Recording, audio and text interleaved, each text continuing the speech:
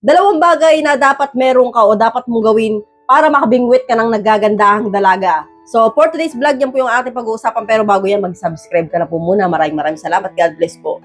So, alam ko, Lods, karamihan sa inyo mga lalaki, lalo na kung hindi ka pogi, namumroblema ka, no? Paano ka nga ba magkakajowa? So, gusto mo magkajowa ng babaeng maganda. Kung mapag-asawa ng babaeng sexy, pero duwag ka, no? Bahagang buntot mo dahil sabi mo nga, sa sarili mo, hindi naman ako pogi at hindi ako ganun kagaling manligaw at wala rin akong pera.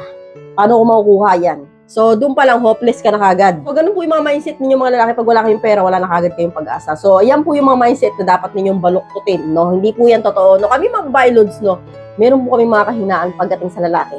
At ito po yung dalawang bagay na yan na dapat mong gawin kung gusto mo ang makasungkit ng babae. So, proceed na tayo agad sa technique number 1. Dapat ay pursigido ka, no? Pursigido. Lods, pag sinabi po natin pursigido, ito po yung seryoso ka manligaw. Ito yung pag dumiskarte ka ay malupit, no? Para lang po kayo, Lods, naglalaro ng basketball pag po kayo ay naniligaw. Siyempre po, meron po kayong mga karibal dyan. At pagdating po sa basketball, may mga kalaban po kayo. So, kailangan po ninyong bakurin yung bola para po hindi po maagaw ng iba.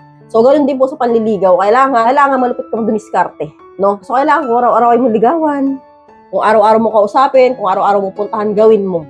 So, ganun po dapat ang tamang panliligaw para po malaman po ng babae na talaga nga naman pursigido kapag dating po sa kanya, no? Sa ganitong paraan, Lods, ang babae, no, humahanga, no? Nai-impress ang babae sa mga ganitong klase ng lalaki na pursigido manligaw. So, believe it or not, pero effective po yan. So, try nyo po. So, proceed na tayo agad sa number 2. Makapal na mukha o lakas ng loob, no? Kapag meron ka po niyan, sigurado po ako, kahit sino babae ang ligawan mo, maliban na sa mga artista.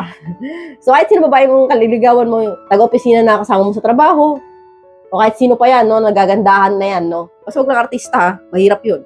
So, kapag po, Lods, meron kang makapal na mukha na ganito, eh wala pong imposible na makabingwit ka ng magandang babae.